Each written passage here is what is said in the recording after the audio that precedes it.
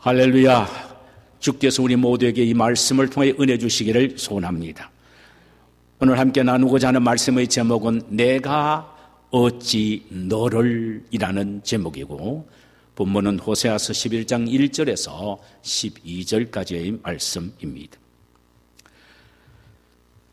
최근 터키에서 지진이 발생한 직후 구조팀들은 폐허가 된 어떤 젊은 여성의 집 주변에서 생존자를 찾고 있었습니다.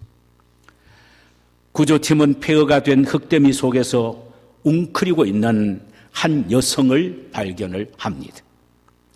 하지만 묻혀있는 그 여성의 자세가 좀 이상했는데 마치 신께 경배를 하듯 무릎을 꿇고 상체는 앞으로 기울인 모습으로 엎드려 있었습니다. 집이 붕괴되면서 그 무게로 인하여 그녀의 목과 허리는 골절이 되어 있었습니다. 구조팀이 힘겹게 손을 흙 속에 넣어 그녀의 생존 여부를 확인했지만 안타깝게도 숨도 쉬지 않았고 체온도 없었으며 몸은 이미 굳어진 상태였습니다. 구조팀들은 그 여성을 포기하고 급히 다른 생존자를 탐색하는 중에 있는데, 그때 팀장이 어떤 이유인지 이상한 느낌이 들어서 다시 그 여성에로 가서 무릎을 꿇고 웅크린 채 굳어있는 그 여인의 팔 아래에 공간이 있음을 확인하게 됩니다. 그리고는 곧바로 소리칩니다. 여기 아이가 있다.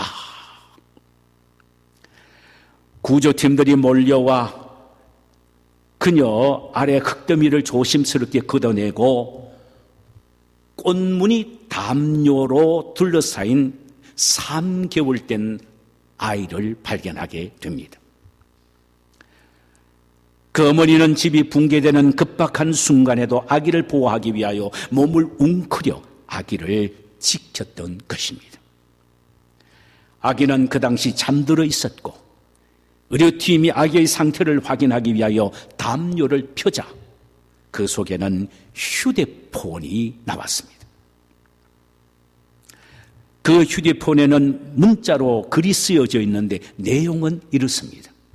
아가야, 만약 생존하거든 엄마가 너를 얼마나 사랑했다는 것만큼은 기억해 다오. 이 문자를 본 구조팀들은 그 자리에서 울음을 터뜨리고 말았습니다. 죽음보다 강한 것이 어머니의 사랑이었습니다. 그러나 당신의 자녀에 대한 하나님의 사랑은 자식을 사랑한 부모의 사랑보다 더 숭고하고 귀합니다. 이 하나님의 사랑을 구약 성경에서 가장 리얼하게 드러내고 있는 책이 호세아서입니다. 하나님은 실존 인물이었던 호세아 선지자와 그의 아내와의 관계를 통하여 이스라엘 백성에 대한 당신의 사랑을 보여주기를 원하셨던 것입니다. 호세아는 물질적으로 가장 부강했으나 영적으로 가장 어두웠던 시대에 이스라엘의 선지자로 부름을 받았습니다. 선지 사역을 하던 어느 날 하나님이 그에게 나타나셔서 이렇게 말씀하셨어요. 호세아야, 너는 드볼라임의 딸 고멜이라는 음란한 여인을 아내로 취하여 음란한 자식을 낳아라. 얼마나 충격적인 말씀이겠습니까? 거룩한 선지자가 음란한 여인을 아내로 취한다는 것은 상상할 수 없는 일이었을 것입니다. 그러나 호세아는 하면서 하나님의 말씀에 순종하여 직업 역성이었던 고멜을 아내로 데리고 온 후 과거는 불문에 붙이고 이제부터는 정숙한 아내로 돌아와 줄 것을 간절히 바랐던 것입니다. 그럼에도 불구하고 그 여인은 과거의 습관을 버리지 못한 채 밤이면 밤마다 나가서 다른 남자와 불륜의 관계를 맺습니다. 그래서 누구의 자식인지도 모르는 음란한 자식 셋을 낳게 됩니다. 누구의 자식이든 자식이 생겼으면 이제는 정신을 차리고 잘 할 줄 알았는데 드디어 남편과 새 아이를 두고는 가출해버리고 맙니다. 수소문을 해보니까 여인들이 모여있는 집단촌에 있다는 소식을 듣게 됩니다. 그녀는 너무나도 많은 빚을 졌기에 스스로 빠져나올 수가 없었던 것입니다. 호세아의 마음속에는 분노가 치밀어 올랐습니다. 그러나 그 순간 하나님의 음성이 또 들려졌어요. 호세아야, 내 아내가 진 빚을 내가 갚아주고 집으로 데리고 와서 계속 사랑해 주어라. 호세아는 하나님의 말씀에 또 순종합니다. 그리고는 아내가 진 빚 은 15개와 보리 한 호멜 반을 지불하고 그 아내를 다시 자기 집으로 데리고 옵니다. 그리고는 그녀를 품에 안고 이렇게 호소합니다. 이제는 나를 떠나서 그런 행음은 하지 마라. 다른 남자를 쫓지도 말라. 나만 사랑해다오. 나도 너에게 그리하리라. 하나님은 호세아의 아내의 사랑을 통하여 우상을 섬김으로 영적으로 가늠한 이스라엘 백성들에 대한 당신의 뜨거운 사랑을 보여주고 있는 것입니다. 아울러 예수 그리스도 안에서 참 이스라엘이 된 우리에게 대한 당신의 사랑의 높이와 깊이와 넓이와 길이를 보여주기를 원하시고 계신다는 사실입니다. 오늘 본문을 통하여 우리가 발견한 것이 무엇입니까? 첫째로는 하나님의 애틋한 사랑에 이스라엘 백성들의 반역입니다.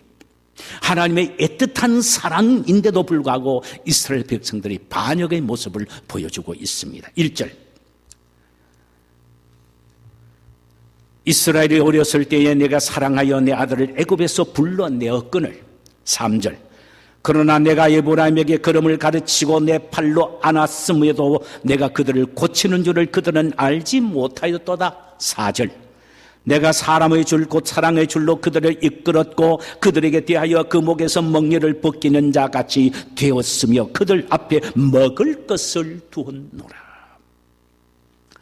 이는 이스라엘 백성들을 애굽에서 해방시켜 거친 광야를 거쳐 가나안으로 인도하신 하나님 자신의 사랑을 연상시켜주고 있는 것입니다.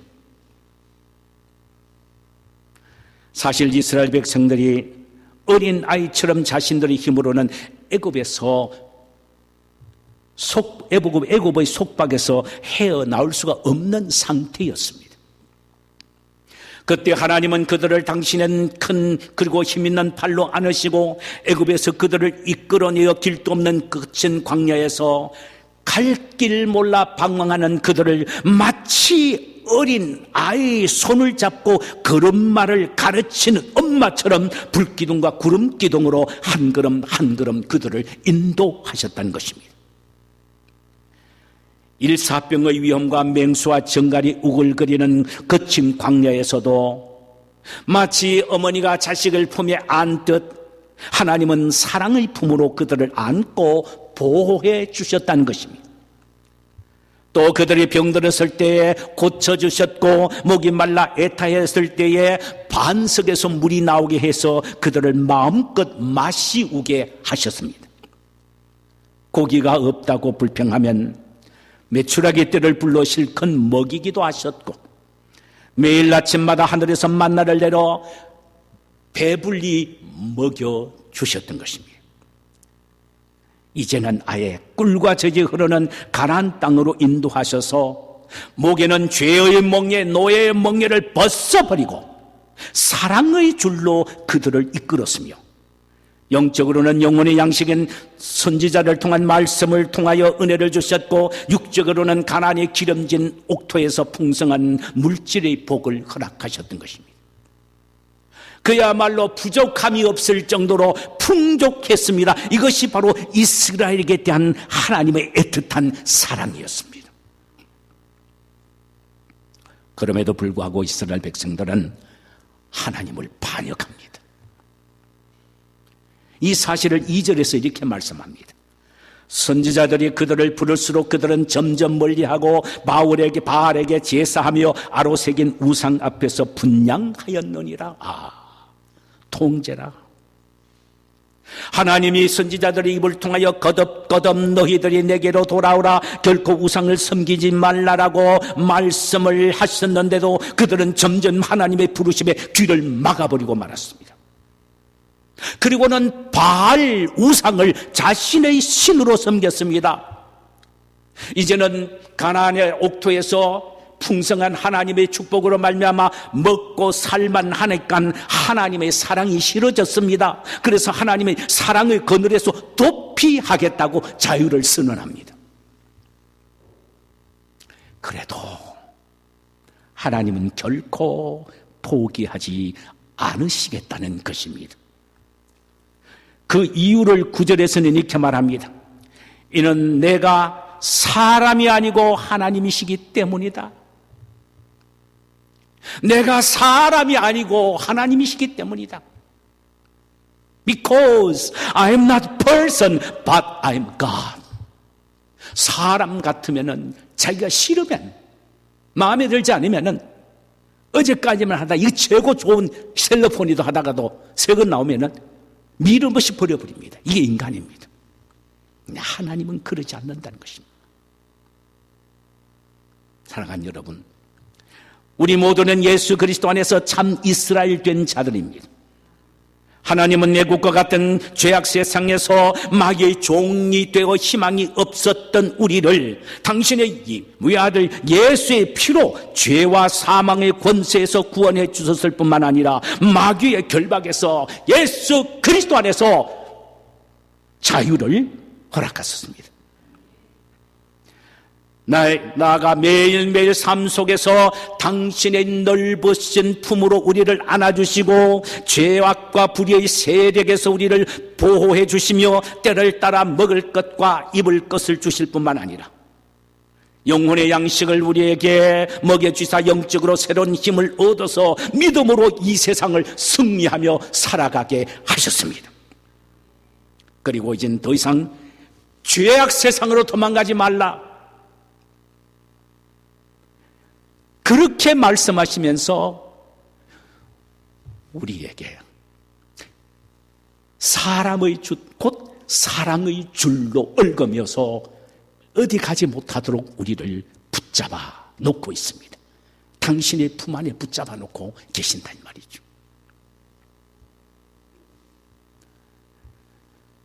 그렇다면 우리는 누구를 우리 인생의 주인으로 섬겨야 합니까?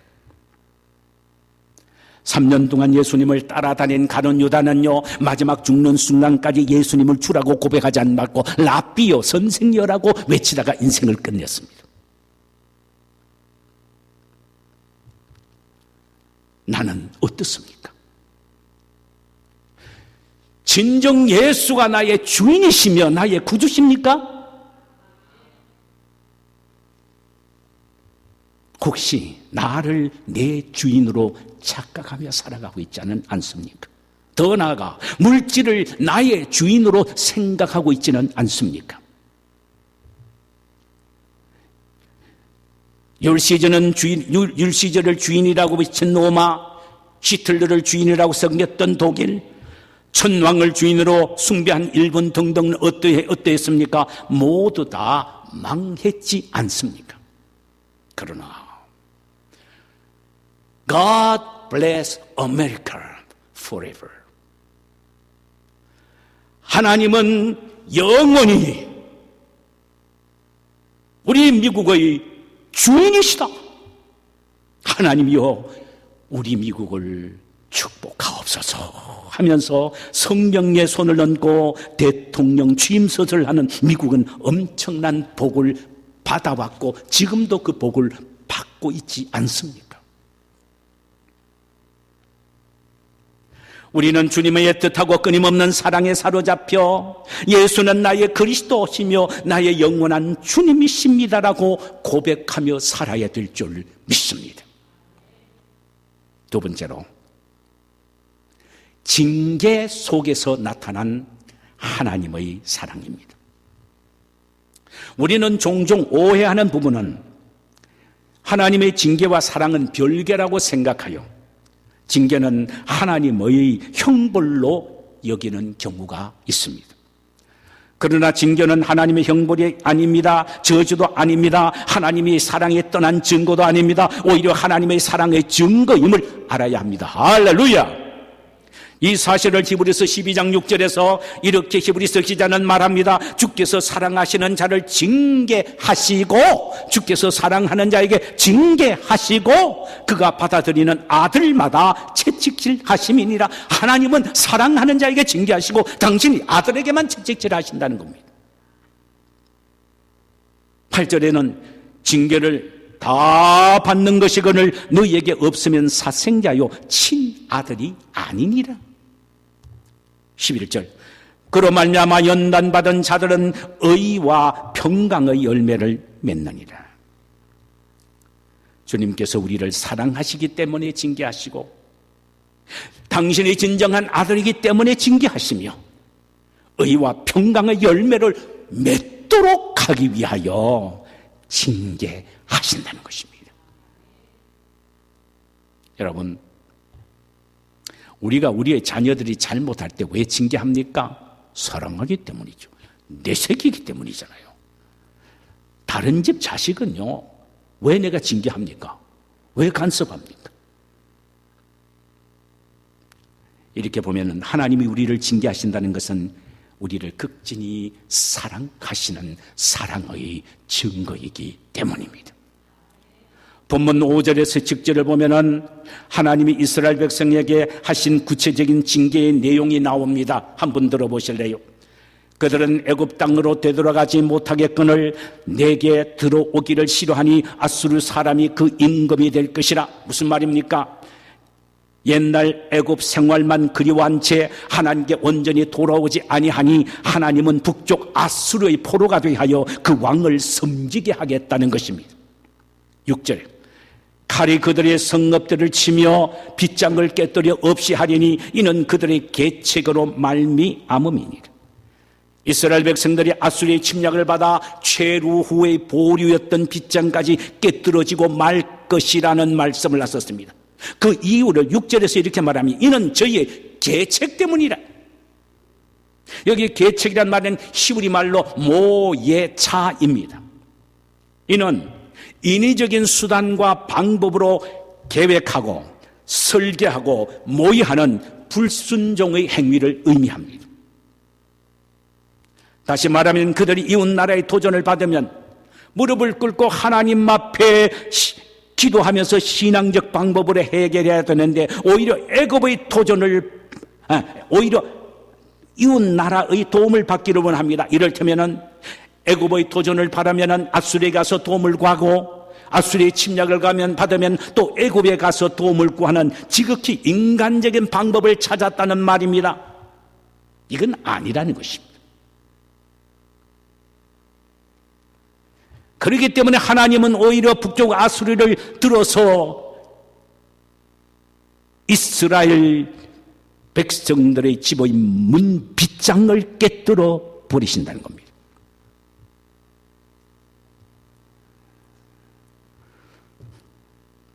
이것이 하나님이 그들에게 내린 징계였습니다. 또 재물을 얻으면 하나님이 축복으로 여기지 않고 자기 스스로의 능력과 힘으로 얻었다고 교만하고 자만했습니다. 이런 계책 때문에 그들은 징계를 받았단 말입니다. 성도 여러분, 하나님은 당신의 자녀인 우리가 애굽인 이 세상을 떠났으면 다시는 돌아가지 않고 매사에 신앙으로 해결하고 처리하기를 원합니다. 힘들고 어려운 일을 당할 때마다 인간적인 방법이 아니라 하나님 앞에 무릎을 꿇고 믿음의 방법으로 처리하기를 원하신다는 말씀입니다. 혹 많은 물질을 얻었다면 내 힘과 내 능력으로 벌었다는 교만을 버리고 하나님의 축복이라고 감사하며 경배해야 한다는 말입니다. 만약 우리가 세상으로 돌아가려는 유혹을 따르거나 인간적이고 세상적인 불신앙의 방법으로 인생을 살아가거나 자신의 능력과 힘으로 물질을 벌었다는 교만한 마음을 갖는다면 하나님은 우리를 뺑뺑이 돌리신다는 사실을 알아야 합니다. 이는 우리에게 징계를 내리신다는 말씀이 옳습니다. 이 징계는 미움이나 형벌이나 저주가 아니라 사랑하시기 때문에 돌아오도록 하기 위해서입니다. 하나님 안에 있을 때만 진정한 축복이 있고 하나님의 말씀을 순종할 때만 진정한 하나님의 축복과 은혜가 있는데 하나님의 음성에 귀를 기울이고 하나님이 요구하시는 길을 떠나가는 불순종의 자리는 패망과 멸망하기 때문에 거기서 돌이켜 하나님의 복을 받도록 하기 위하여 징계하십니다. 그러니 징계는 하나님의 사랑의 표현입니다. 마지막 하나는 어떤 경우에도 취소되거나 변함이 없으신 하나님의 불변한 사랑을 보게 됩니다. 오늘 본문에서 어떤 경우에도 취소하거나 변함이 없으신 하나님의 불변한 사랑, 이것을 오늘 본문을 통하여 가르쳐주고 있단 말이죠. 이스라엘 백성들이 계속된 거역을 7절에서 이렇게 말씀합니다.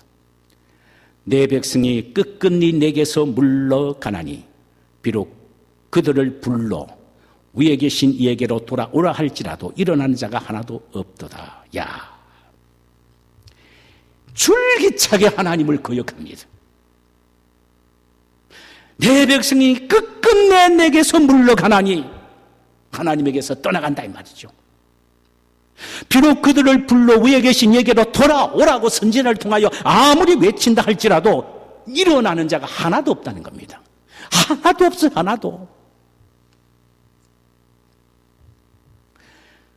사랑으로 설득해도 안 되고 징계를 내려도 알아듣지 못할 정도가 된다면 이제는 포기할 만도 한데 하나님은 이스라엘에 대한 당신의 사랑을 결코 포기하지 아니하셨다는 것입니다. 이 사실을 8절에서 이렇게 기록하고 있습니다.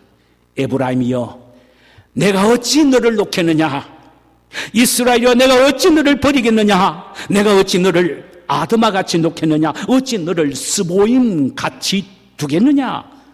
내 마음이 내 속에 돌이켜 나의 긍휼이 온전히 불붙듯 하도다.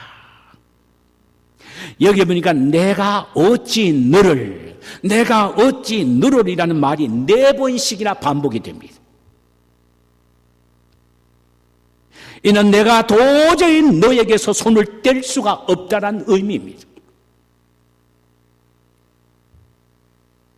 애굽의 잔악한 바로의 확정에서 구원하여 거친 광야에서 40년 동안 독수리의 날개처럼 너를 품고 인도하여 젖과 꿀이 흐르는 가나안 땅을 주었는데 지금 너희들이 불신하고 불순종했다고 해서 내가 어찌 너희들을 버리거나 포기할 수가 있겠느냐? 오히려 너희에 대한 내 사랑이 속에서 불타는 것 같아. 야, 참. 내가 사람이 아니고 하나님이시기에 너를 징계하기는 해도 결코 멸하거나 포기하거나 진노를 내리지는 않겠다는 말씀입니다. 여러분은 하나님의 이 말씀 앞에 어떤 느낌이 드십니까? 그 옛날 이스라엘에 대한 사랑과 오늘날 우리에 대한 사랑의 차이가 있다고 생각이 되십니까? 아닙니다. 없습니다. 오히려 우리에 대한 사랑이 그 옛날 이스라엘 백성들에 대한 사랑보다 더 뜨겁습니다. 왜냐하면 하나님이 이스라엘 백성들을 택하신 것은 아브라함에게 한 약속, 언약의 말씀 때문이었습니다. 그런데 우리를 참 이스라엘로 만드는 데 한 조건은 언약이 아니라 당신의 아들 예수의 피입니다. 피요.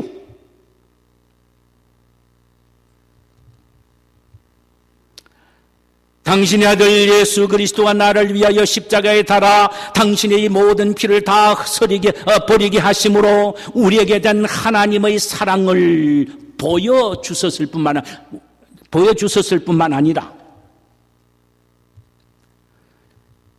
예수를 버리면서 우리를 당신의 참 아들로 안아주신 것입니다. 그러므로 우리가 하나님을 불신하고 불순종할 때 그 옛날 이스라엘이 배반했을 때보다 하나님은 더 마음 아파하실 뿐만 아니라 그 사랑이 더 애틋하십니다. 그래서 어쩌면 이스라엘보다 더 혹독한 징계를 우리에게 내릴 수도 있습니다. 우리가 만약에 하나님을 불신하고 불순종한다면 말입니다. 그러나 우리에 대한 사랑이 더 뜨겁기 때문에 그렇게 하신 거예요. 우리에 대한 하나님의 징계는 옛날 이스라엘 백성들을 보다 더 뜨거운 사랑을 고백하는 표현인 것입니다.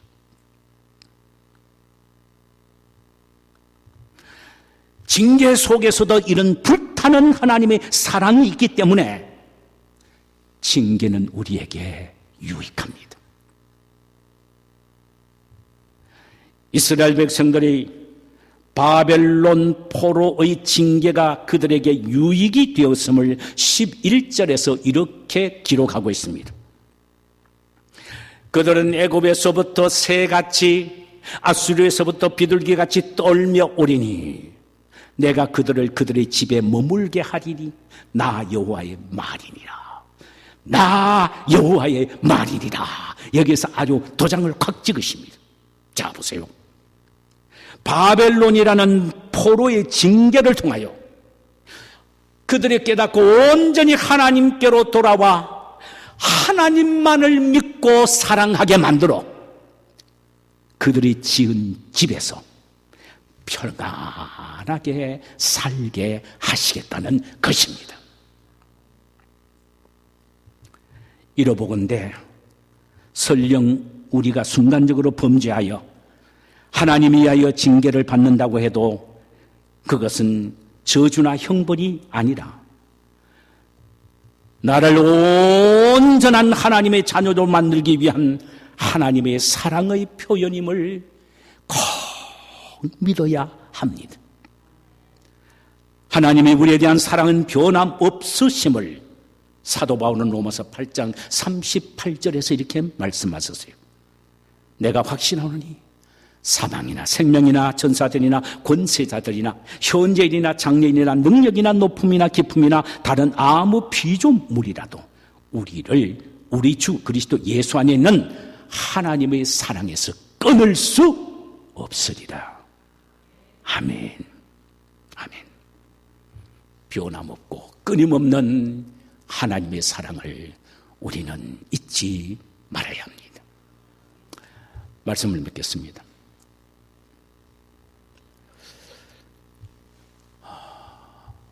문호 톨스토이의 인성론에 보면은 이런 이야기가 나옵니다. 어떤 사람이 길을 가다가 맹수를 만났습니다. 맹수의 습격을 받아서 도망가다가 그만 낭떠리 이제 떨어지고 맙니다. 떨어지면서 가까스로 소나무 가지 하나를 잡습니다. 대롱대롱 매달려 있는 것이죠. 위에는 맹수, 아래는 절벽. 배가 고파서 보니까 탐스러운 산딸기가 옆에 있습니다. 그것을 입에 무는 순간 아주 기분이 좋았어요.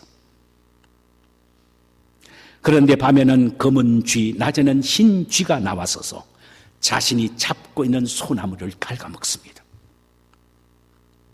벼랑 끝에 매달려서 올라가자니 맹수, 아래는 절벽, 흰 쥐와 검은 쥐가 밤낮으로 자신이 잡고 있는 나무를 깔아먹으므로 언제 떨어질지 모르는 시한부의 운명 속에서 달콤한 산딸기를 음미하며 사는 것, 이것이 바로 인생이라는 것입니다. 그러나 우리 알아야 합니다. 우리 그리스도인들은 비록 벼랑 끝에 매달리는 불안한 인생이라 할지라도 하나님은 오늘도 우리에게 말씀하시고 계신다는 사실입니다. 내가 어찌 너를 잊겠으며 내가 너를 어찌 버리겠느냐. 사랑의 주로 너를 두르고 인도하리라. 너에 대한 내 사랑은 결코 변함이 없다. 어느 누구도 우리를 그리스도 예수 안에 있는 하나님의 사랑을 끊을 수 없다는 이 말씀을 굳게 잡고 주님의 사랑이 나를 얽어매고 나를 인도하시는 한은 나는 승리하며 복된 인생을 살 수밖에 없다는 믿음을 갖고 승리하는 인생 살아가시기를 주님의 이름으로 축원합니다.